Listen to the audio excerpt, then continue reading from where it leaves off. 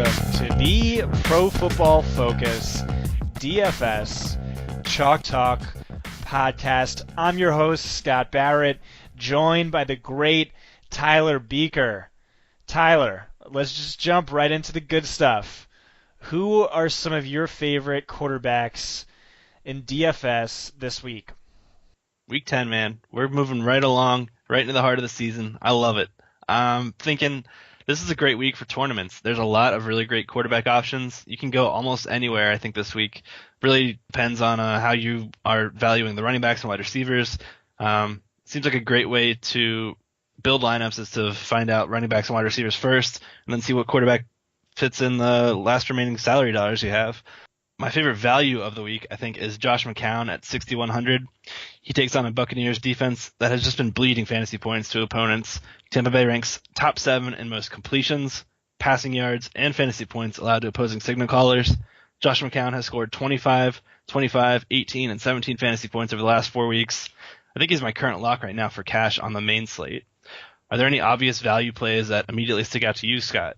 No, I wrote up Josh McCown as well, and you pretty much parroted exactly what I had written down. Another guy is Eli Manning. So the Giants are the league's second most pass-heavy offense in the NFL, but teams are running on the 49ers at the highest rate in the league. The 49ers are PFF's worst-graded team in pass coverage. They're surrendering the third most fantasy points per dropback to opposing quarterbacks of any defense.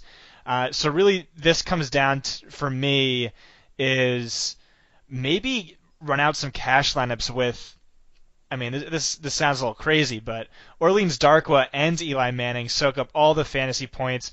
Do we think the Giants are going to run on San Francisco? Everyone else has and can, and but the Giants really haven't had a decent ground game since, Ahmad Bradshaw still was made up of mostly human body parts. So I'm not sure what's going to happen here, but I think Eli Manning, despite not having Odell Beckham Jr., Evan Engram is in play with Jaquiski Tartt now out, who is doing a fantastic job of covering tight ends all year. Kwan Williams is coming back, their starting slot cornerback. That's good news for Sterling Shepard. So I'm kind of into him. He's just insanely cheap on DraftKings, and we both like to go cheap at quarterback on DraftKings. Yeah, I like that play a lot. It's one of the games that Pat Thorman highlighted that should be up in pace in his snaps, pace, and stats article. I think that's a great game to target. I don't know about running back and quarterback for the Giants as a double stack in cash, but I do like both options independently. I don't know how much enthusiasm I can do logging them in cash. If I'm paying up at quarterback, it's tough, man. I like Russell Wilson a lot on the Thursday through Monday slate. I think he's in a great spot here. But on the main slate, I'll stick to that for now. I think I like Tom Brady again at 6,700. I really like this spot for Carson Wentz last week, getting a top-shelf fantasy quarterback priced very low due to his matchup. I mean, Brady's priced the same as Jared Goff this week. Like, come on. I'm going with Brady here over Goff, who might actually be a hot take considering everyone is on the Goff wagon now. But I have no hesitation with it. Denver isn't as invincible as we tend to believe. They've allowed 3 top 12 fantasy weeks to opposing quarterbacks so far this year. While they have yet to allow a 300-yard passer, they're no stranger to multiple touchdown games against them. They've allowed 5 such games in 8 games played. Brady has weapons at every position where he can avoid Denver's shutdown corners, and he can beat them just over the middle by relentlessly targeting Gronk, James White, Amendola if he's healthy. I like it at 6,700 where I think he's going to be low-owned and he carries multi-touchdown upside. What do you think? I like that. Kind of contrarian but sneaky. I am all over Gronk this week, so definitely don't hate that. I'm kind of with you on Jared Goff. The matchup looks awesome. Texans are surrendering the most fantasy points per drop back to opposing quarterbacks. It looks like a smash spot, but he's attempted only one more pass than Blake Bortles for the season. That has me a little bit nervous. He's going to need to be hyper efficient in order to pay off. I mean, shouldn't be too hard to be efficient against this defense, but still, there's some risk there. More tournament plays, like you said, Russell Wilson. He, now with Watson out, leads all quarterbacks in fantasy points per game. And the the Seahawks have really shifted their offensive identity. From 2011 to 2015, no team passed less frequently or ran the ball more frequently than Seattle. Since then, Darren Bevel has hit new highs during his tenure in Seattle in passing plays per game, as well as lows in rushing plays per game in each of the past 2 seasons. Outside of last year, Russell Wilson ranked top 5 in fantasy points per dropback every year of his career, and now we're getting those added dropbacks as well. So his sky's the limit. Honestly, I think he's a pretty decent bet to finish out the season as fantasy's number 1 quarterback. I also like Matt Stafford. Cleveland ranks worst in schedule-adjusted fantasy points per game allowed to opposing quarterbacks. Stafford ranks 6th in fantasy points per game over the past 5 weeks. Question there is, who do you stack him with? Jason McCourty is our number 3 cornerback. He should draw Marvin Jones. Golden Tate's going to be up against Brian Body Calhoun. That's our number 22 graded cornerback. They're super weak against tight ends, but Darren Fells has only 1.2 fewer fantasy points than Eric Ebron on 20 fewer targets. So there's some uncertainty there at the tight end position. What are you thinking about Matt Stafford? That uncertainty has me as a complete fade for it, actually. Just based on the stacking options? Yeah, I don't really think Stafford has a great avenue for him crushing. I mean, the Browns have done a pretty good job against non-mobile quarterbacks. 5 of their 8 opponents they faced that have had 3 or fewer rushes have scored under 20 fantasy points. I think this running game could struggle as well, with the Browns having a surprisingly stout run defense this year. Marvin Jones has that tough matchup against McCourty. Brian Body Calhoun, he's actually jumped up to our number 13 graded cornerback, I believe. Those stats were just updated recently. Honestly, slot receivers have done pretty poorly against the Browns. Only Adam Thielen has put up big numbers against them. I'm just not that into it. I know that a lot of people will be playing them. I'm just trying to narrow down my player pool, and I think one way to do that is just to avoid teams that I think are in tougher matchups than what other people think. Another contrarian play that I think not a lot of people will be on, I'm going to have to buy. I really like this entire spot for the Steelers team. They're playing inside in Indianapolis, and I plan on making several onslaughts here in tournaments. The Colts are allowing the most passing yards, the highest yards per attempt, and the 5th most fantasy points to opposing passers. Big Ben's playmakers should have little difficulty making explosive plays against a defense that allows the most of them in the league. I'm going to ignore last week's outing against Tom Savage, but the last 5 quarterbacks to play Indianapolis have averaged 22.4 DraftKings points. I think that provides a quality floor for Big Ben, while also allowing for a ceiling that I think is worth chasing. The only problem we really have to worry about is game script. If this game gets out of hand, we could see a ton of Le'Veon Bell. But again, I think that could also lead to a lot of checkdowns to Bell, where we're still getting that receiving yardage with Big Ben. Any other quarterbacks that you're super into this week, or do you want to move on to the next position? No, I'm with you on Ben. He was the last quarterback on my list, but you pretty much covered everything there. Let's move on to running backs. Who immediately stands out to you? Man, Le'Veon Bell, 9,800 on DraftKings, highest priced player of the week. It's kind of tough to jam him into lineups. I think the smarter play, or at least the one that I'll be going for, not necessarily smarter, is to pivot down, save $1,100, and go Todd Gurley, 8,700. The Colts as a team ran against the Houston Texans 28 times last week. They called a run play on 48.3% of their plays. If that were compared to the season-long averages, that would be the 2nd highest rushing play percentage. So teams are opting now to run against the Texans without Deshaun Watson in the fold. We're going to see that happen a lot more moving forward. I think I'm going to be utilizing a ton of Todd Gurley as such.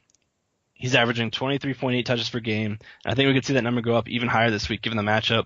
And the fact that Malcolm Brown will likely be out for a month. He's got I think it's an MCL injury, and he's seen double-digit carries the last 2 games. That's a huge uptick if we can get Gurley to see all those carries. They're 11.5-point home favorites against a Texans defense that's reeling on both offense and defense. This just seems like a smash play where the Rams just run it for the entire second half, and Gurley just accrues fantasy points left and right. Yeah, great points. Gurley was the running back who jumped out most to me as well. I mean, the Rams lead all teams in Vegas implied point total, and Todd Gurley leads the league in market share opportunities inside the 5 and 10 yard lines. So Vegas thinks the Rams are going to score. How are they going to score? Probably with Todd Gurley. with you on Le'Veon Bell as well. He's expensive, maybe not as good of a per dollar play as Gurley, but they're on the road where Bell has historically played better. They're favorites, which also helps Bell's cause. Colts are allowing the fifth most fantasy points per game to opposing running backs. Another guy who I feel, honestly, it's such a weird running back week. I think I like all of the top options. I think it's another week to pay up at running back. I'll mention Leonard Fournette as a guy who I've historically been lower on than you, but the Chargers rank third worst in yards per carry allowed, 10th worst in rushing fantasy points per game allowed. This line gives me the creeps a little bit, though. I don't know why the Jags are only favored by 3.5 at home. And similarly, I don't know how Ezekiel Elliott and the Dallas Cowboys are 2.5-point underdogs against the Falcons. That's another weird line to me. But I like both these running backs. Zeke, just to add on, Atlanta ranks fifth worst in schedule-adjusted fantasy points per game allowed to running backs. Ninth most in general, though a lot of that is coming on the air, through the air for running backs. What do you think about Fournette and Zeke? Honestly, I'm just trying to pay up for Gurley. I think I'm going to go one expensive and one mid-priced running back. It's hard to find ways to jam multiple high-priced guys, given the rest of the wide receivers I want to play. I'm kind of more into the high-priced guys this week there. Like you said, I mean, they're both crushing it from a volume perspective. You can't go wrong with either one. One more expensive guy is Melvin Gordon against the Jaguars. Marcel Darius should help that run defense significantly, but still it's a fall far from second worst in yards per carry, 5.02, and a first best passer rating against of 62.9. Still probably a run funnel defense, even with Darius in there. Despite dealing with a foot injury in Week 8 and a shoulder injury in Week 7, Gordon leads all players in expected fantasy points per game over the past month of the season. That's some tremendous volume. One cheaper guy who I feel like we say the same thing about every single week, and it's just Carlos Hyde is too cheap relative to the volume he's seeing. He ranks 12th among running backs in carries, second in targets, fifth in opportunities inside the 10-yard line. He also ranks fifth among running backs in expected fantasy points per game, 11th in actual fantasy points per game. In all but one game this season, he's totaled between 15.5 and 31.1 expected PPR fantasy points. Still way too cheap, priced as RB2. The Giants are kind of quietly not a good run defense anymore. Every team they've faced but Denver eclipsed 100 rushing yards against them. And he does have that workload as a receiver to help his floor. I like him in DraftKings as a cash game option. I think the workload's been pretty consistent, and it's been a valuable workload. I'd like to see better efficiency, but maybe that happens this week against the Giants. Yeah, he immediately jumped out to me again. He's just been a rock steady volume guy for the last, it seems like almost all season. Over the last 3 weeks, he's seen 8, 9, and 11 targets. He's just been a complete miracle worker on this losing team, and it's kind of surprising. This game opened at nearly a pick'em. I think it was just a 1-point game in the Giants' favorite. This is a game where we should see a ton of volume. I think Hyde's in play as well.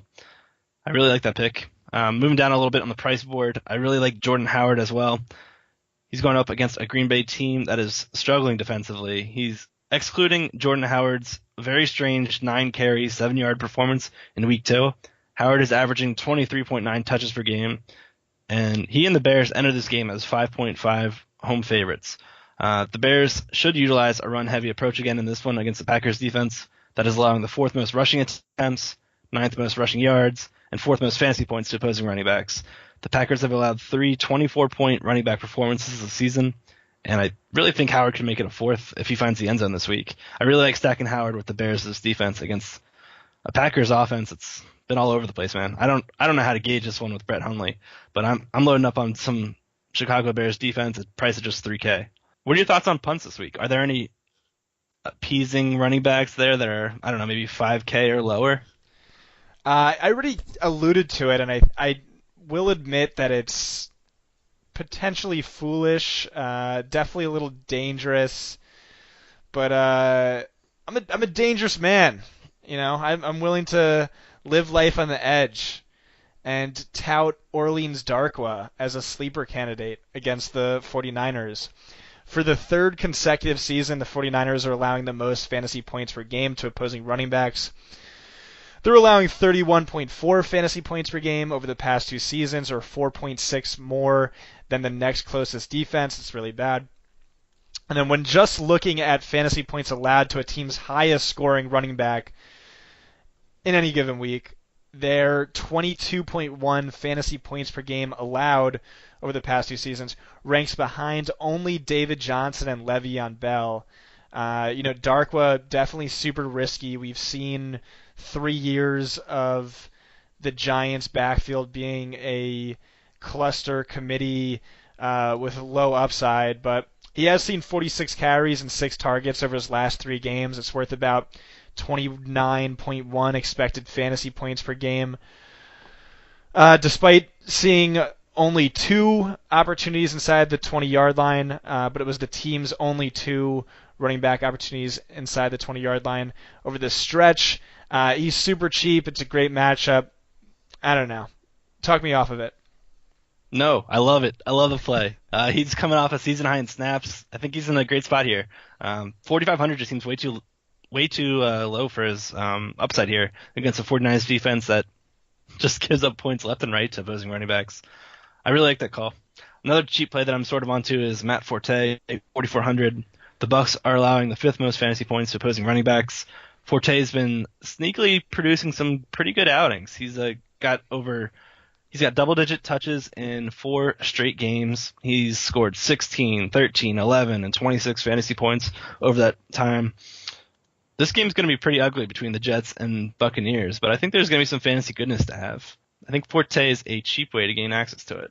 I don't know about other punts, though. It's kind of tough trying to get guaranteed production. James White, 4,200, is always appealing, giving his reception upside. Anyone else really strike you? No, that's it for me. Let's move on to wide receivers, and we'll start with your top option. Okay, top option. Well, it's another great week to pay up at running back, as Scott has already mentioned. I think several of the top plays are in great matchups here.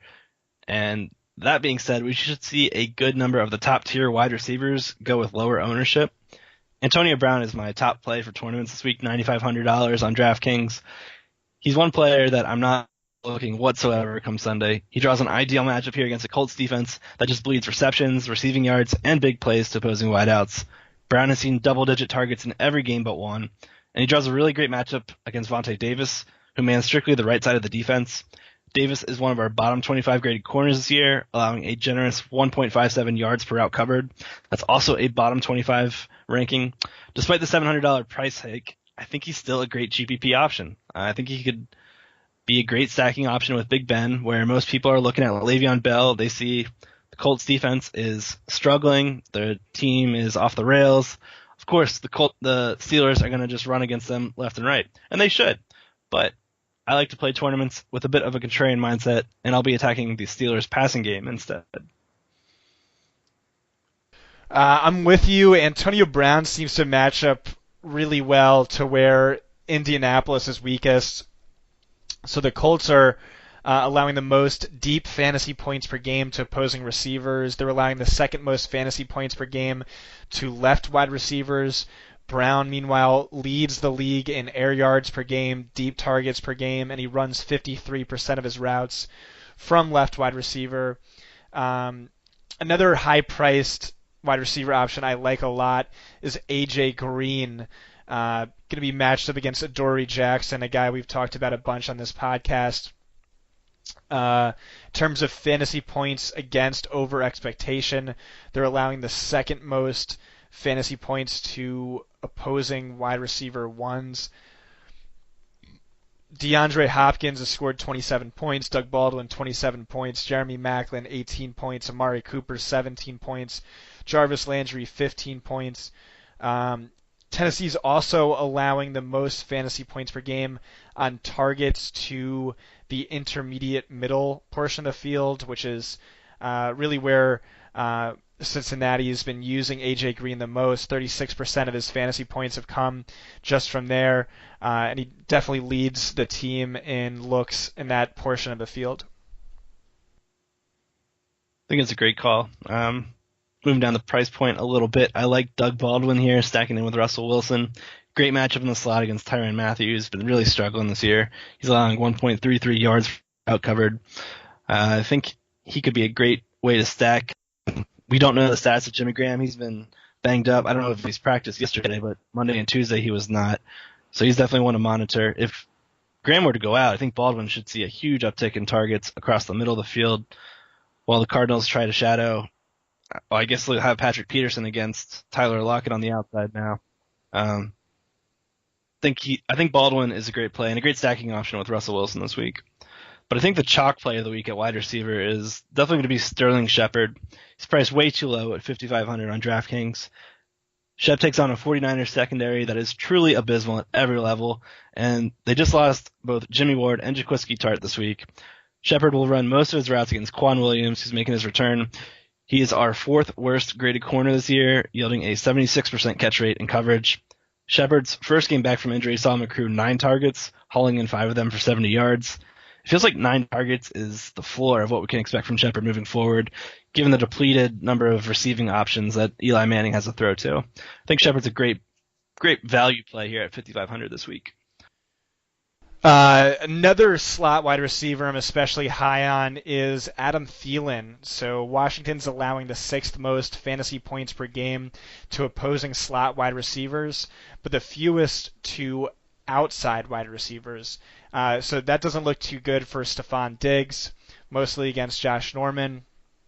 Does look good for Thielen. Here are the top 4 wide receiver games against Washington this year. Doug Baldwin comes in at first, Nelson Aguilar second, Aldrick Robinson third, with all of his production coming from the slot, and fourth, Nelson Aguilar. So 4 slot wide receivers. Really, they've shut down everyone else they've faced. So I see targets being funneled to Adam Thielen in this contest. Opportunity has been fantastic. He ranks top 10 in expected fantasy points per game, and it doesn't really fall off too much if you're only looking at games Stephon Diggs played. So I'm definitely high on him this week.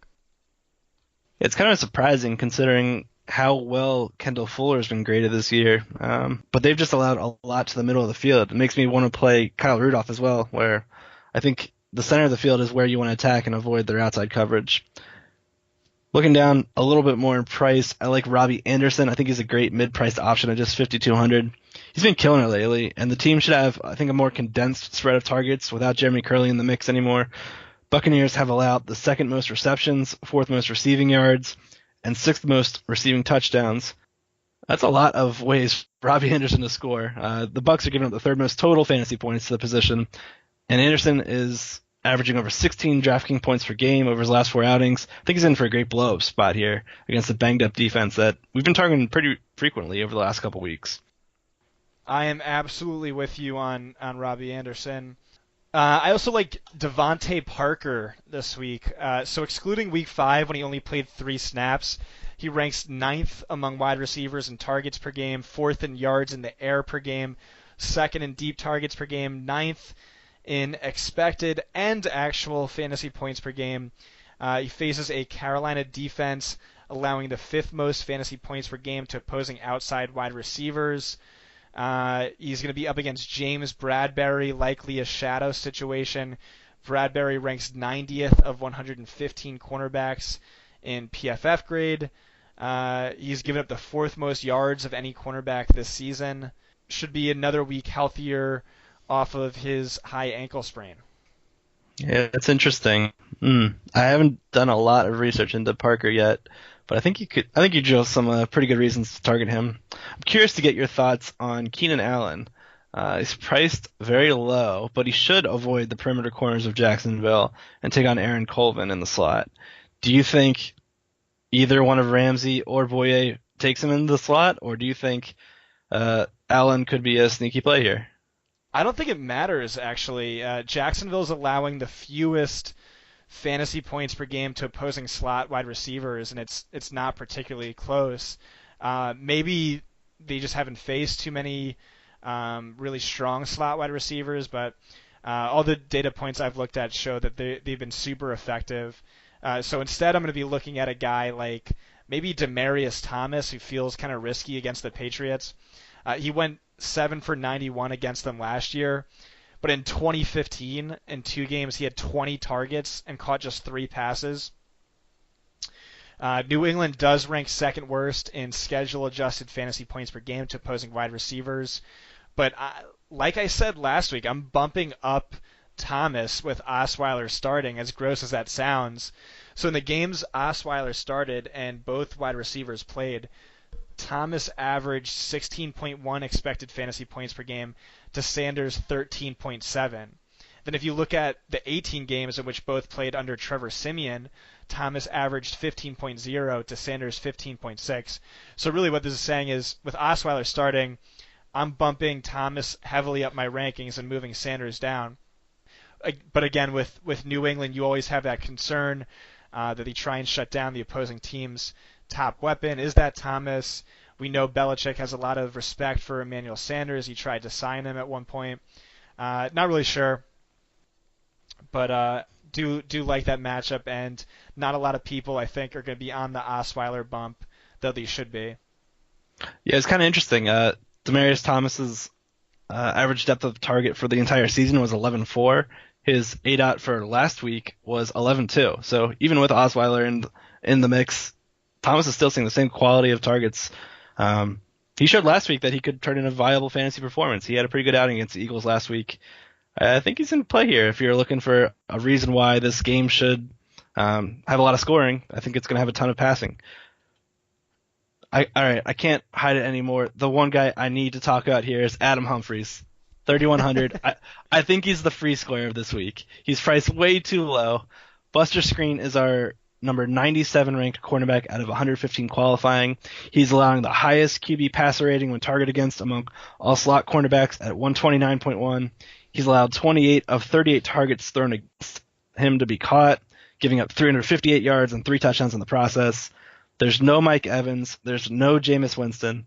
This is going to see a lot of short, shallow passing from Ryan Fitzpatrick, targeting Humphries heavily and targeting Cameron Brate heavily. I think those are great punt plays to pursue this week if you needed some salary savings. Yeah, I'm absolutely with you. I was excited to talk about him as well, but I think you covered all the points there.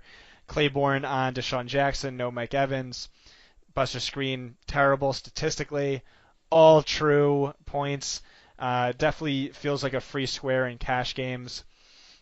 Deshaun Jackson, though, always has that tournament winning upside. And Claiborne is dealing with a foot injury, so make sure you follow up on Claiborne's status throughout the week. Marvin Jones, man, he's just seeing absurd volume. I know we already highlighted the matchup's going to be tough, but over the past month of the season, he leads all wide receivers in, wait for it, air yards per game, targets per game, targets inside the 10-yard line per game, targets inside the 20-yard line per game, end zone targets per game, expected fantasy points per game, and actual fantasy points per game. Based on that kind of volume and a DFS price tag that is well below it, I'm going to need to have some exposure to him regardless of the tough matchup. Yeah, it's interesting with Marvin Jones. Over the last 2 weeks, we saw Golden Tate run 61% of the snaps and 51% of the snaps. So there's obviously something going on there where Tate's not completely healthy. But it's been going on for multiple weeks now, and I think we should expect him to get a little bit better in health. He hasn't been listed on the injury report as of Wednesday. I think he's in line to play a full complement of snaps moving into Week 10 here. Let's transition over onto the tight end position, unless you have any other wide receivers you want to touch on. No, Tyler, that sounds good. Let's move on to tight ends. There's one guy at the top who I desperately want on so many of my lineups. It's not on the main slate on DraftKings, so mostly just FanDuel. But Rob Gronkowski, he leads all tight ends in expected fantasy points per game with 15. That's 2.5 more than the next closest tight end. That's significant. He's seen between 8 and 10 targets in every game he's played, but 2. Among all receivers, he ranks 5th in actual fantasy points per game, 18th in targets per game, top 10 in red zone and end zone targets per game. very soft matchup this week against the Denver Broncos, who have led the league in percentage of receiving fantasy points allowed to tight ends in each of the past 2 seasons. There's something of a tight end funnel because they're so good against running backs, so good against wide receivers. They rank 5th worst in schedule-adjusted fantasy points per game allowed to opposing tight ends. And the Patriots should also be without Gronkowski's main competition for near end zone work. Chris Hogan is questionable for Week 10. They combine to make up between 63 and 74% of the team's targets inside the 5, inside the 10, and end zone targets. So if the Patriots can be scoring touchdowns this week, my bet is Gronk is going to be the one scoring them and throwing the ball into the dirt like he does. Dude, I'm all about Gronk smashes. Totally with you there. Unfortunately, like you said, he's not on the main slate, which is kind of rough. The guy on the main slate that I want the same amount of exposure to when I'm not playing that is Evan Engram. 49ers defense is just a sinking ship now with all the injuries they've had. I really think this loss of Jaquiski Tart is going to be brutal to them. Now we've got Eric Reed taking over in coverage. Evan Engram over his past 3 games has 7, 12, and 10 targets, scoring 19, 18, and 17 fantasy points. He scored a touchdown in 3 straight games. He's breaking our entire rookie tight end narrative rule, and I just want a ton of them this week. I think it's a great blow-up spot for him. One cheap option I don't think too many people are going to be on is Austin Hooper, who just popped in my actual opportunity report as a guy seeing pretty good workload over the past few weeks, but is super cheap, especially on DraftKings. You've seen 6 targets in back-to-back weeks. And then New England held him to 1 target, but New England's kind of weird. And then 9 and 7 targets the 2 weeks before that. Dallas is allowing the 4th most fantasy points per game to opposing tight ends over the past 2 seasons. They just gave up 7 catches for 73 yards and a touchdown to Travis Kelce. I like him, and in a similar vein is Cameron Brate. No Mike Evans, we already talked about that, but he ranks 8th in expected fantasy points per game, 6th in actual fantasy points per game. He and Evans make up 26% of the team's red zone targets, or each have 26% of the team's red zone targets. The next closest receiver has only 10%. The Jets are 4th worst in schedule-adjusted schedule-adjusted fantasy points per game allowed to tight ends. Put all that together, what does it say? Brady's just too cheap right now. Any other names? Yeah, man. No, I couldn't agree more. I think both those were great plays. Brate's in a smash spot. I think he's just a lock for a ton of volume and a great amount of red zone work as well. Austin Hooper, I think that was a great call. It's a great contrarian way to get cheap exposure to this week's highest scoring game of the week. I think it's a great way to play it. ASJ, though. Austin Seferian-Jenkins. I'm in for the revenge game narrative. He's returning healthier and slimmed down, and I think he'll be in for a monster outing against Tampa Bay's injury-laden defense. The Bucs haven't given up a ton to opposing tight ends, but they haven't exactly faced a murderer's row of talent. Evan Engram is easily the best of the bunch they faced, and he was able to get a 6 catch for a 62-yard stat line. Despite the lack of strong outings against them to date, I think ASJ boasts the top advantage in our tight end matchup chart on PFF. That's against TJ Ward, who's our number 67 graded safety in pass coverage. ASJ is coming off 2 subpar outings, so I think we could see him at depressed ownership, but I think he's in a get-right spot here against his former team. Right. I feel like I have to go all in on ASJ right now just to make up for the 3 years I truthered so hard for him, and now he's finally exploding, rubbing it in the face of his former coach. Kyle Rudolph deserves a mention as well. He's up against a Washington Redskins defense that's, like we said, pretty good against outside wide receivers. They're a lot weaker against opposing tight ends. Rudolph, meanwhile, has seen 9, 9, 7, and 7 targets since Dalvin Cook died. R.I.P. Cook. The Redskins are allowing the most receiving yards per game to opposing tight ends and the second most fantasy points per game to tight ends over the past 2 seasons. Yeah, I agree. I think it's a great call.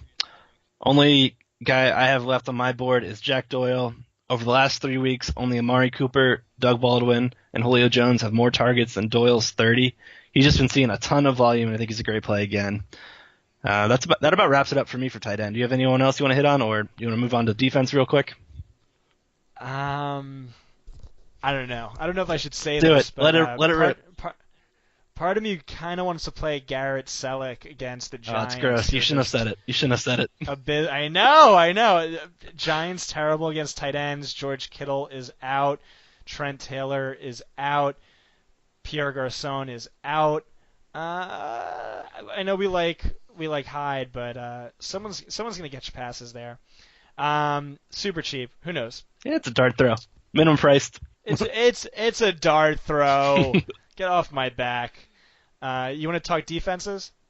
Yeah, the only thing I really want to play is the Bears and cash. They're the ones that are standing out to me the most just because of their price at 3K.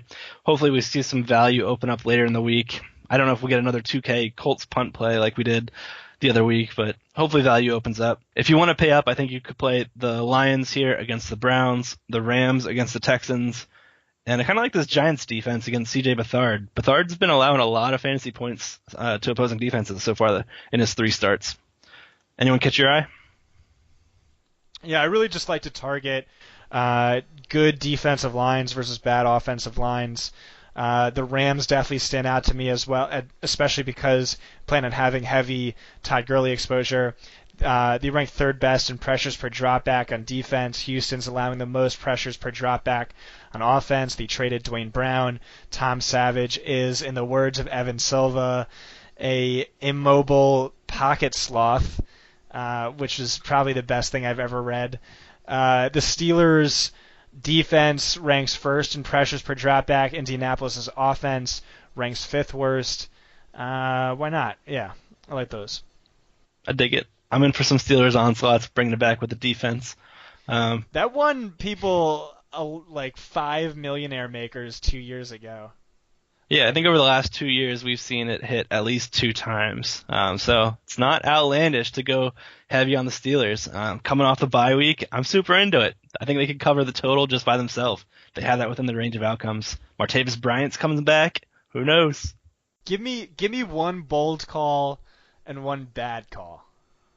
One bold call. D.D. Westbrook, man, you know it. He's in 3,500. I am not missing this gravy train. I will be starting some if he's active. There's no way I'm missing out on him. My bold call will be fading Michael Thomas entirely. I think Tre'Davious White is phenomenal in coverage, the young rookie for the Buffalo Bills. I will be fading that game. Well, I'll be fading Michael Thomas entirely and having limited exposure to the Saints as a whole. I think just Kamara. What about you, Scott? Do you have any bold players or bold calls or anything else you'd like to end the show with? Yeah, I'm just going to say on FanDuel, I'm going to have 100% exposure to Rob Gronkowski. Definitely could sink my week, but that's how I'm approaching it, and that's what I'm going to do. Bad call, I guess I already gave it to you, was Selleck. Maybe... Yeah, that counts as a bad call. Yeah, I'll give you that one. All right, well, that's it for today. Thanks, everyone, for tuning in. We will see you all next week. We hope you enjoyed the show. As always, good luck. See you guys.